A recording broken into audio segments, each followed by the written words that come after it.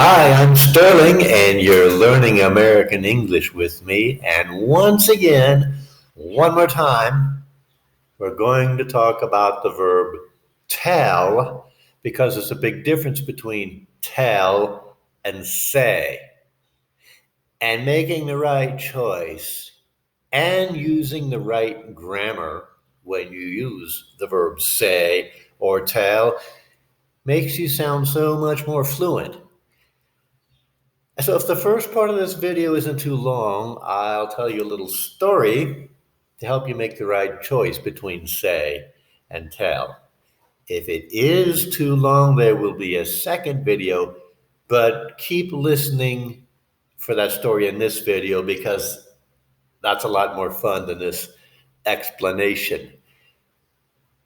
Spanish speakers need to learn the important difference between the verbs say and tell, which are not at all the same verb, because this is a very common error and a very common bad habit that a lot of people have trouble breaking because it's already a habit. And because in Spanish you simply use the word decir and everything is the same. It's not so in English. There are certain things you tell, and whatever you tell is information, like stories, a secret, the truth, lies, an address, your name, your telephone number. What do all these things have in common? They're not just words. They give you information. All these things contain information. You have to tell information. In English, you do not say information. You use words to tell information. Let me tell you where I live. That's information. You say words that are used to describe the information, but the words are just the sounds that come from your mouth. You say words. Words are not the information itself. That might help to mention, to say that the Spanish verb contar act a lot like the English verb tell. Porque cuando digo algo no es necesario decir a quién lo digo, pero puedo decir a quién lo digo si quiero, pero tengo que contar algo a alguien. Likewise in English, I can say something, but it's not necessary to say who I am saying it to. But I have to tell something to someone. Of course, unfortunately, there are a couple of exceptions that I won't talk about right now, but that's the general idea. Don't let the exceptions bother you. Okay. My address is 123 Main Street, any city, any state, United States. I just told you my address.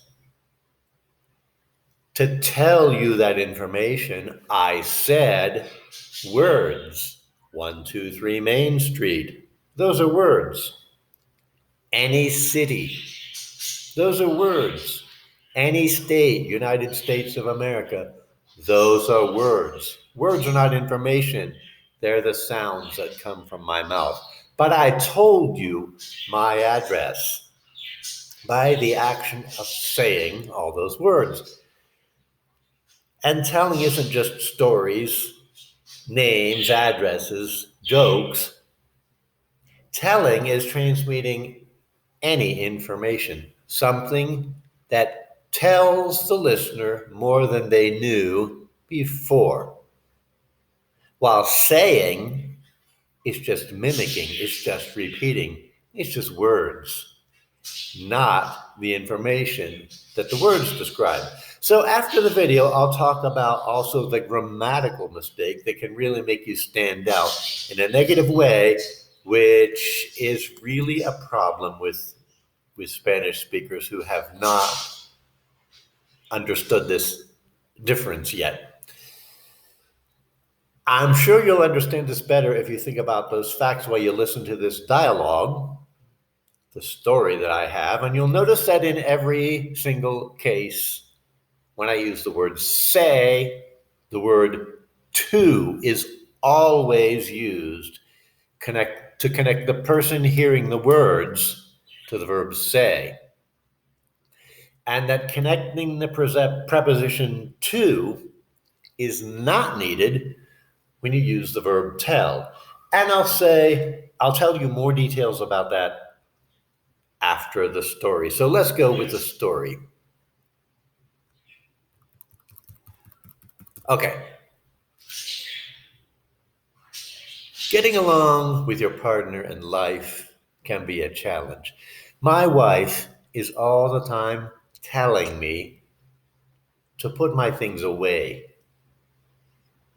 but yet she's the one who never does anything, in my opinion. There are always little things that get on my nerves. Like, for example, the dishes. I say to her sometimes in the evening when I'm still working, I say, could you possibly wash the dishes? And she says, sure, I can do that. And I tell her that I like them done at night because the dirty dishes attract ants. And she says, sure, don't worry, I'll do them. But what happens? When I get up in the morning, I see that she didn't do what she told me she was going to do. And so I say to her, I say, why didn't you wash the dishes? And she says, what's the big deal anyway? And I tell her, well, the big deal is that there's an army of ants walking across the countertop. But just to avoid conflict, I usually don't say anything more. I just wash the dishes myself and the little ants go away. It works both ways too. I have to be fair to her, like getting some things fixed on the car. We've had this leak in the door seal for almost 2 years. So every time it rains hard, the water drips through the door seal and makes the passenger seat and the carpet wet. And she says, when she starts to get wet, she says, didn't I tell you to get that fixed? And I say to her, what's the big deal? It's just a little water. And she says to me, if you don't do anything at all, it's going to cause the floor to rust. I suppose that's right. So just to make her happy, mostly just to keep her quiet, I've been telling her for a long time that I'll take care of the problem. But I don't really mean it. I'm just saying that. I say those words to keep her quiet. I tell her I'm going to fix it when I'm really just saying that I will. Or the laundry, the clothing. I don't like to be demanding. I don't like to tell her what to do. So I try to stay quiet and I try not to complain. But like with the dishes, I do complain. She always says she's going to keep up with the laundry. She's going to keep all the clothing clean. And then I run out of socks. I don't have socks. Or I run out of underwear. I don't have underwear. And I say to her,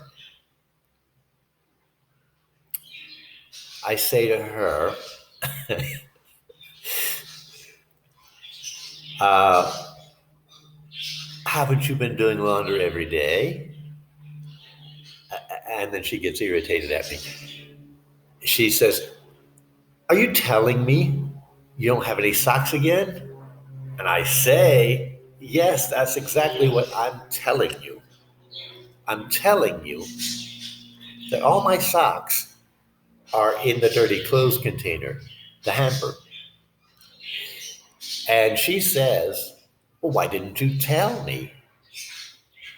And I say, I am telling you now. And she says, well, it's a little late now, isn't it? And I say, well, of course it is, but I don't count my socks every morning and give you a report on the numbers. And she says something like, well, the last time this happened, I told you to go buy more socks and you didn't, did you? And I say, no, because I told you I don't have time to waste going to buy socks. And it goes on and on like that. She tells me what I should have done, and I tell her why I didn't do it. And then we just say more meaningless things to each other that are really not solving a problem. So, what can I say? That's the end of the story. So, did you catch the differences? Whatever words you say, if you want to specify the person you were speaking to, you must use the connecting word to. The verb say, whenever it's used, must be followed either by that which was said, the words, or by the person it was said to, but always including the connecting word to. So to illustrate this, here's what you must not do. Go back and listen to the video again and notice this point. Because you cannot say, and you must not say, he said me his name, or he said me I had to go, or we said her not to do that. No. But what you can say is, he said his name to me, or he told me his name. But never, he said me his name. Next mistakes, next sentence. He said me that I had to go. No, never. But what you can say is, he said to me that I had to go. And what makes even more sense in this example is to say, he told me that I had to go, because the emphasis here is on the information that I had to go. The emphasis is not on the words that I used to give her this information. The next mistake. We said her not to do that. No. Not we said her. Never. What you can say is, we said to her not to do that. And even better, an example like this is to say, we told her not to do that, because again, the emphasis here is on the information that she should not do that. So we use tell, because the emphasis is not on the words we said, but on the information we told. The information is don't do that. But the words are also don't do that. There's information in those words. So I don't know if we ran up on 15 minutes or not. I hope it's shorter than that. And I hope that helps everyone understand. There's going to be subtitles.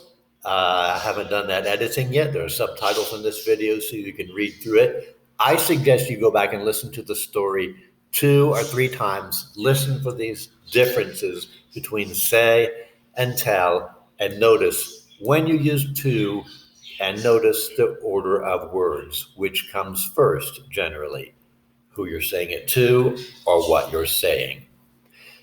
So I'll see you in the next video. Thanks for staying with me so long. Don't forget to subscribe and like if you like this video, or even if you didn't like this video. See you next time. Bye bye.